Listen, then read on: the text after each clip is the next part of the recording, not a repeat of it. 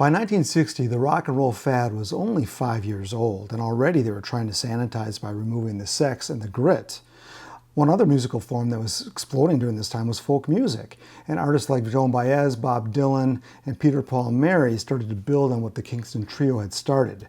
The Journeymen were one of these groups, and we're going to trace their journey to becoming the Mamas and the Papas here on Pop Goes the 60s.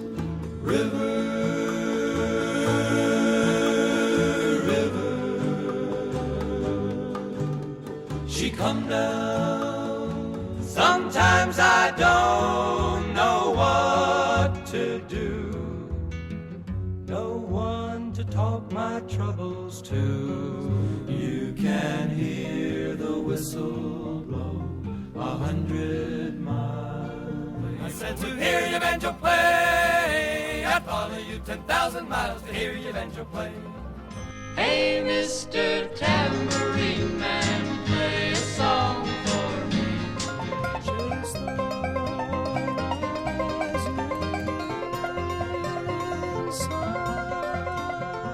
John Phillips was a restless and aspiring musician with a wife and 2 kids in Alexandria, Virginia.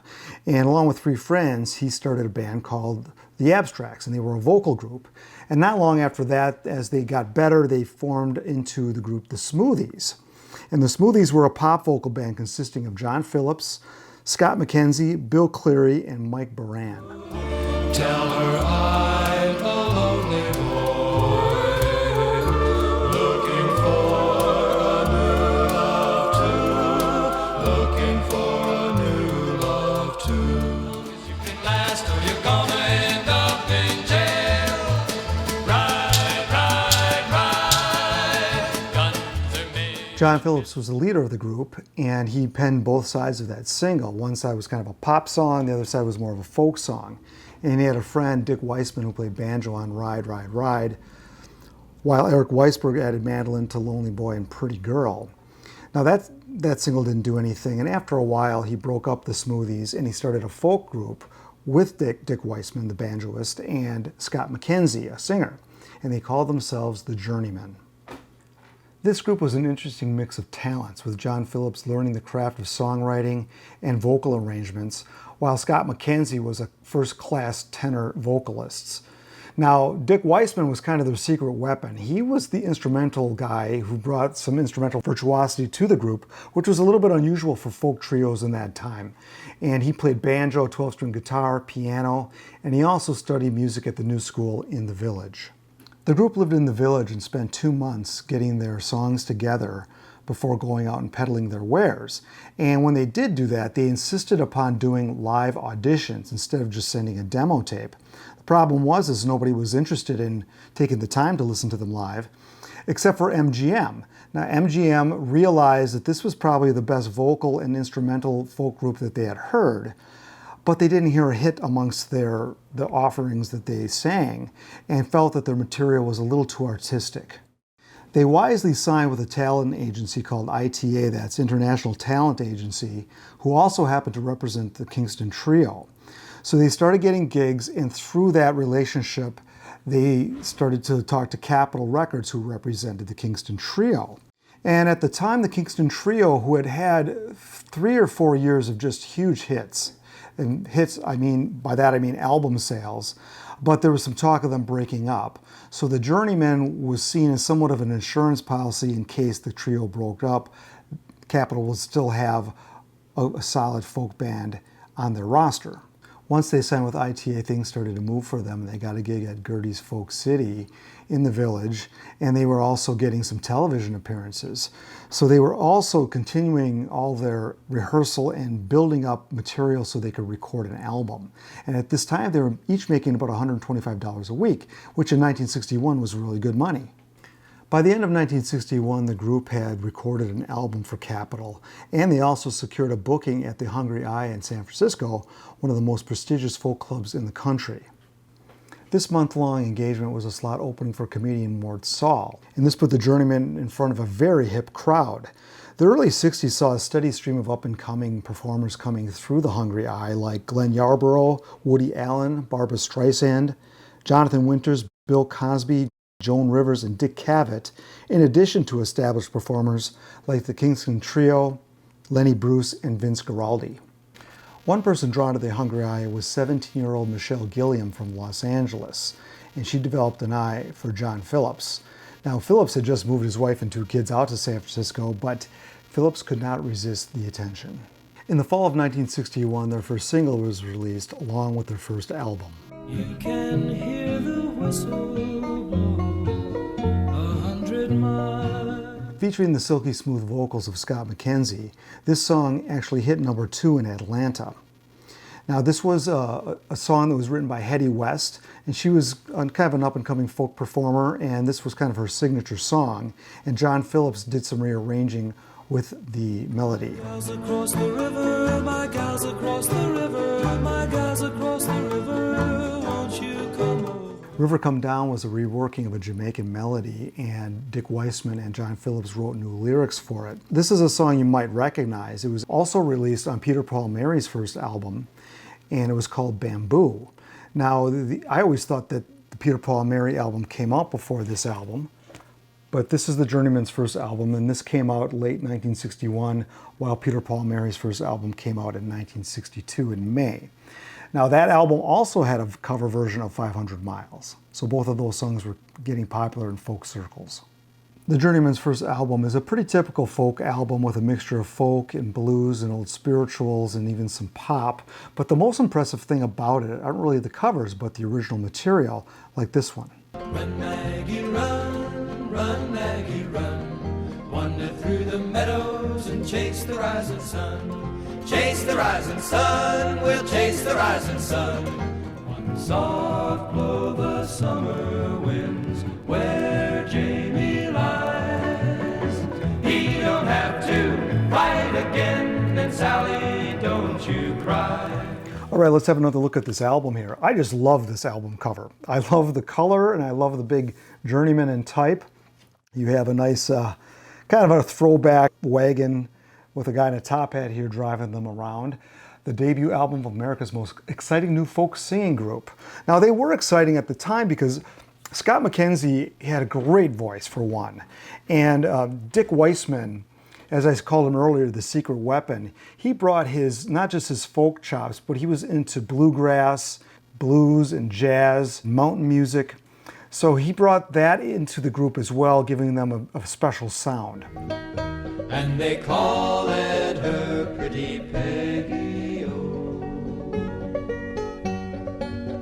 Make it soft, make it low, some a good gal would never know. Make me a pallet on your floor. Like the Kingston Trio and a lot of other folk groups, the Journeymen mixed traditional folk songs with some lighthearted pop. Like what you heard, Make Me a Pallet is a good example of that. And a lot of these folk groups in the clubs and at college campuses oftentimes would inject a lot of comedy into their acts. So that was always par for the course with the folk format. Now, the group got excellent reviews, and John Phillips was even considered to be a possible replacement for Dave Guard and the Kingston Trio. Now, he declined. He wanted to stay with the Journeymen because things seemed to be moving well for them. So they continued to play colleges in the spring and fall and clubs in the summer. Now, they briefly left ITA, their booking agency, for a while, and that resulted in a dip in bookings, but River Come Down became a turntable hit in New York, so ITA re-signed them and they commenced their booking. Even though River Come Down was a small hit in New York, they switched gears a bit, moving into more pop territory for their next two singles. If you hear my name, don't turn around. What'll I do with just a photograph? Don't Turn Around was another Weissman Phillips original, and it charted very well in some markets, but did not chart nationally. Now, What'll I Do was the next single, and that was an Irving Berlin song, so they went away from their original material. And I found this kind of an interesting reading because it sounds almost like they're trying to be Roy Orbison. Now, they were striking out chart-wise, and by this time Peter, Paul, and Mary started having some charting hits, actually, and some of them were rather big hits. Like I Had a Hammer was their first hit, and that was a top 10 song. And the trio, the Kingston Trio, had done several live albums. They had just done their third one, and those were all big hit albums. So the Journeymen figured, well, let's change gears here and do a live album, see if we can duplicate that success. Meanwhile, the relationship John started with California girl Michelle Gilliam was not a passing fancy, and he continued to see her on and off the road. She continued her modeling career in New York, while John pursued a divorce from his wife, Susie. So their second album, Coming Attraction Live, was recorded at the Padded Cell in Minneapolis. I said to hear your banjo play, I'd follow you 10,000 miles to hear your banjo play. Away, away.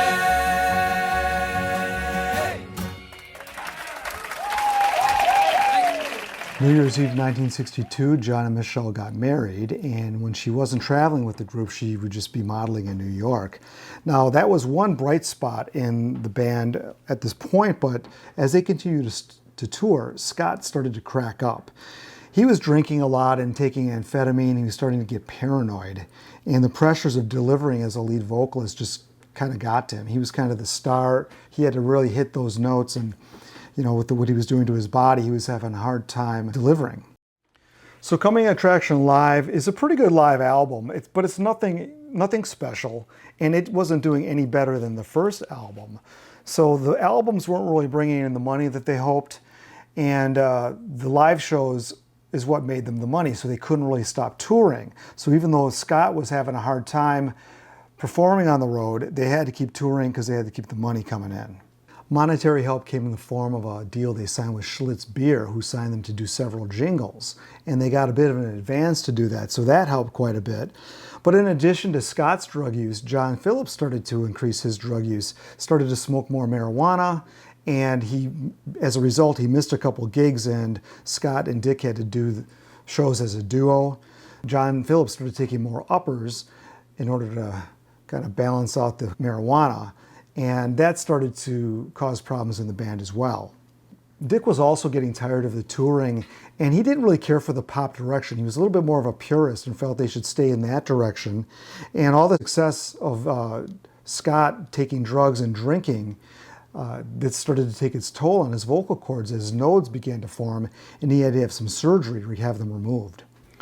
After a much-needed break in Mexico, the group got together and scored a good gig at the Showroom Hotel in Washington, D.C., where their opening act was a young Bill Cosby. Now they were signed to do yet a third album. That's the Journeymen, New Directions in Folk Music, and this came out in the fall of 1963.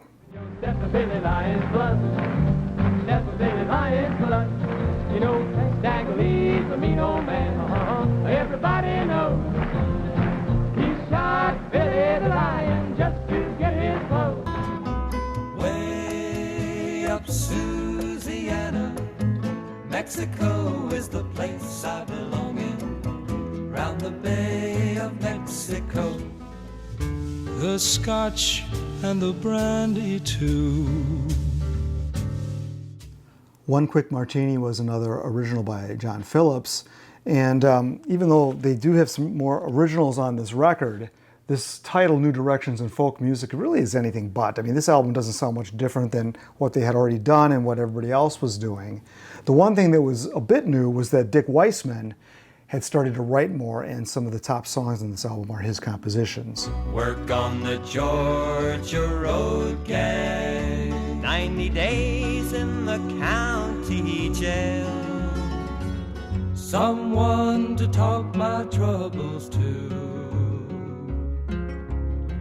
Somewhere I know there's a girl I'd like to see. May not be all. Dick's original Someone to Tell My Troubles To was later covered by Glenn Yarborough, the Kingston Trio, and the Smothers Brothers. And there was a third song that they recorded during this album that was not released. That was one of Dick's songs, which was also pretty top quality.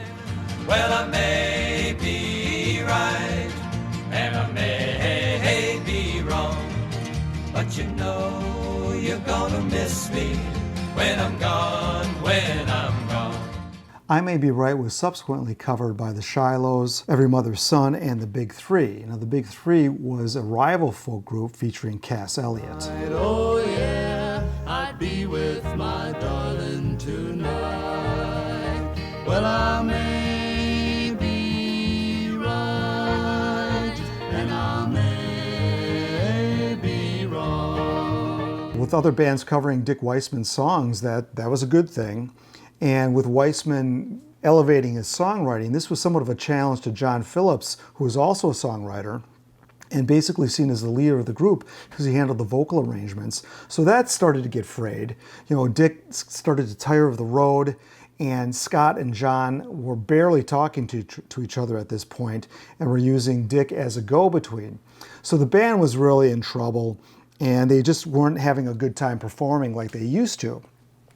Now, help arrived when they were hired for ABC's Hootenanny TV show. They appeared with Johnny Cash and Judy Collins, some of the rising folk stars, and this was a rather bland type of folk program, and there was a tour to go with it. And on the tour was another group that they really got along well with, and that was the Halifax Three, featuring tenor Denny Doherty and guitarist Zal Yanofsky. Appearing on the TV show helped their image, if not album sales, but the tour that accompanied it was a real tumultuous tour because this was in the fall of 1963 during the civil rights period, and the Hootenanny tour the big leg of this tour was in the South. And if you were a white guy that played guitar, you were kind of in trouble because you were seen as a left-wing radical. So that was a very tense tour for them. And it was what made things even worse in November is when JFK got assassinated. So everybody was on edge, and they couldn't wait to get back to do the last show, which was at Carnegie Hall. By early '64, Dick didn't want to tour anymore. He was about to get married.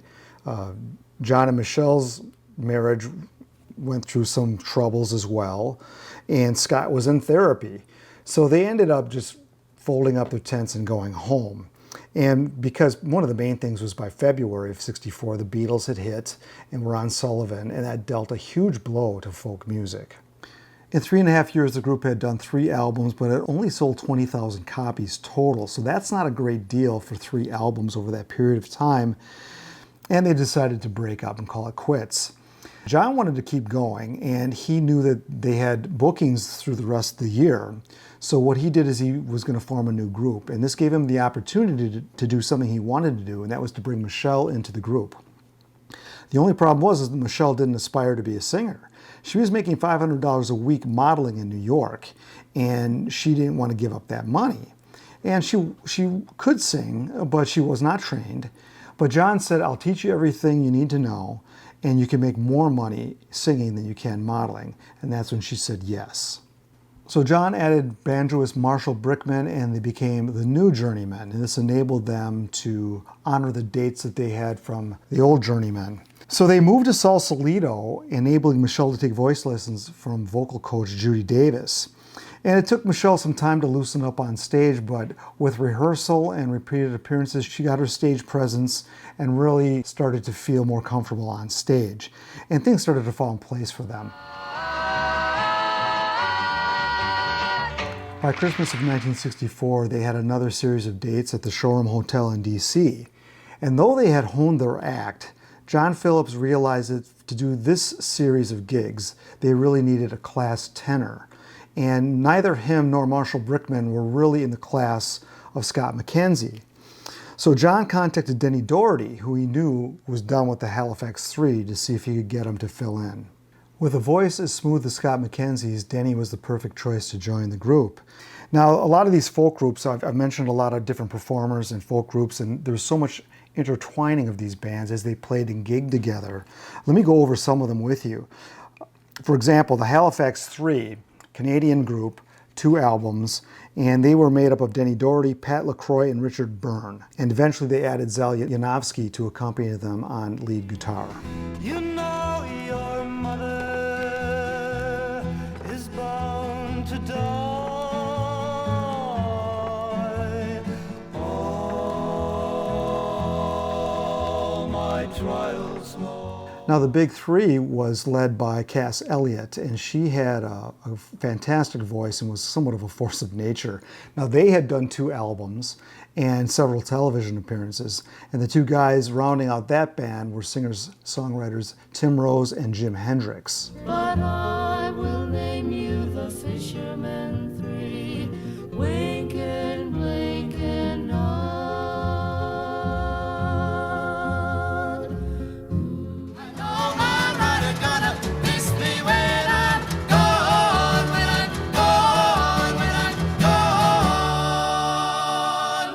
The Halifax Three, the Big Three, and the original Journeymen all broke up at about the same time. Now, Denny Doherty and Zal Yanofsky of the Halifax Three ended up joining up with Tim Rose and Cass Elliot, and they formed the Mugwumps. And they all lived at the Albert Hotel in Greenwich Village and recorded an album's worth of material, but only released 1 single. Mine, tonight you are mine, mine. I'll remember tonight how long I've waited for a night like this. I'll be your last.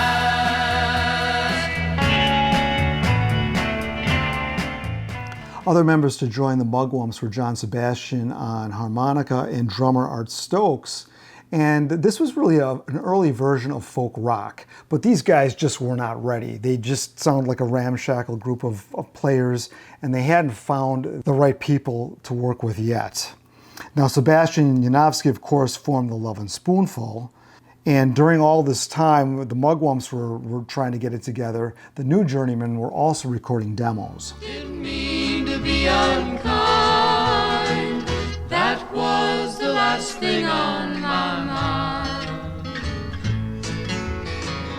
Hey, Mr. Tambourine Man, play a song for me. In the jingle jangle morning, I'll come following you. Now, some of these other group members also found some success in the 60s. Tim Rose of the Big Three originally had accompanied the Smoothies on guitar. He was the guy that rearranged the song Hey Joe and slowed it down. Prior to that, you had the Leaves and the Byrds doing fast, rocked up versions of it. Well, Tim Rose is the guy that slowed it down, and that's the version Hendrix heard, and that's how Hendrix did his version. So that has become the definitive arrangement of the song. Rose also rearranged the song Mountain Dew into its familiar version. Now, that's been covered by many artists like the Jeff Beck Group and the Grateful Dead. Aside from those songs, he'd done several solo albums through the 60s and 70s.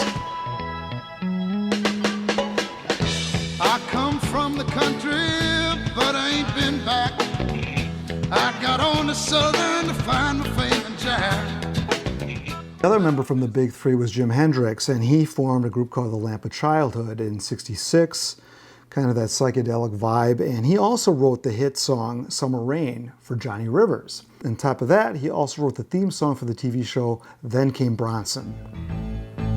No more running around. I kinda like what I found.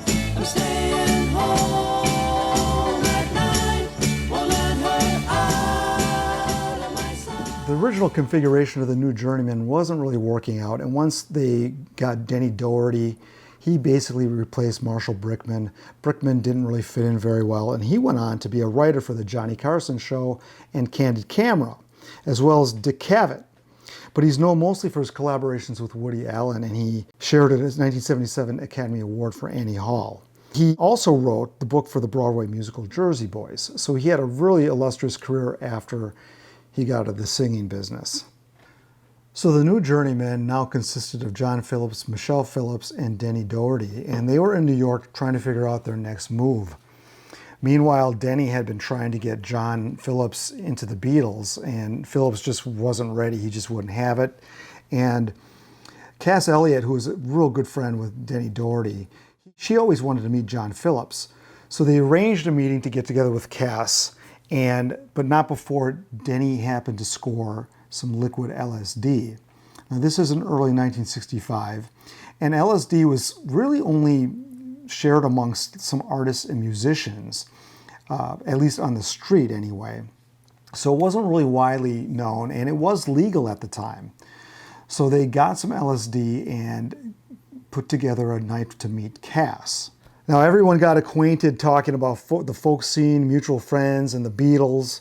Cass was a big personality and really filled the room. And the LSD was passed around to everybody, and it took, some time for it to kick in. And when it did kick in, they all just were falling about laughing.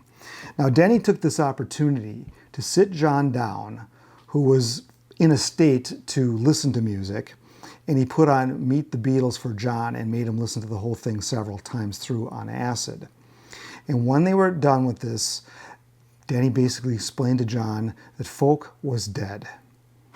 Okay, that's the end of that era of the Journeymen, and we know kind of what happens next.